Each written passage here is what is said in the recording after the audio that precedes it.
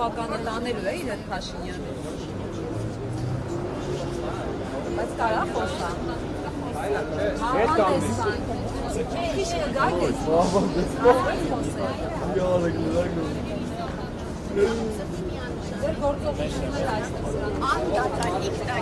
Mikrofon lan. Դերևս միայն ուղերձել։ Կներեք, մի քիչ մեջտեղ կգաք, լրագրողներ մեջտեղ կերեք։ Մեջտեղ։ Սաղը սնենակ։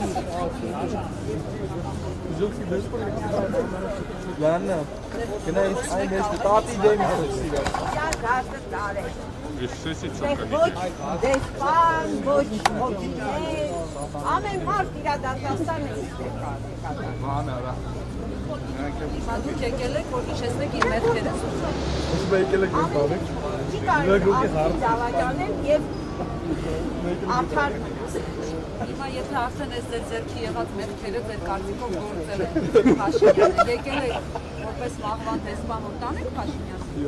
Սա ուղերձ է Փաշինյանին, թող ինքը կատարի համապատասխան եզրահանգումները։ Որ դժոխքի դեսպանը եկել է և ասում է, որ դժոխքում իրեն սպասում են։ Բայց ազգաշնորհն ասում է մի դատիր, որ չդատվես։ Տեսեք, երբ որ սխալը չենք անվանում սխալ, երբ որ չարիքը չենք անվանում չարիք, մենք հնարավորություն չենք տալիս մարդուն ուղղվելու։ Աստվածաշնչում երբեք չի ասում չարիքը մի անվանիր չարիք և մի պայքարիր չարիքի դեմ։ Այն օրենքով, որով դատում ենք Նիկոլին, մենք նույնպես այդ օրենքով դատում ենք չարիքից մաքրվելու և դեպի լույսը գնալու։ Պետք չի այդ նախադասությունը սխալ կոնտեքստում օգտագործել։ Դա շատ նուրբ նախադասություն։ Այո, ամբողջ քրիստոնեության առանցքը նրա մասին է, որ մենք մաքրվում ենք չարիքից, մենք հասկանում ենք մեր ներսի սխալը և գնում ենք մաքրման ճանապարհով։ Սա Նիկոլի մաքրման ճանապարհն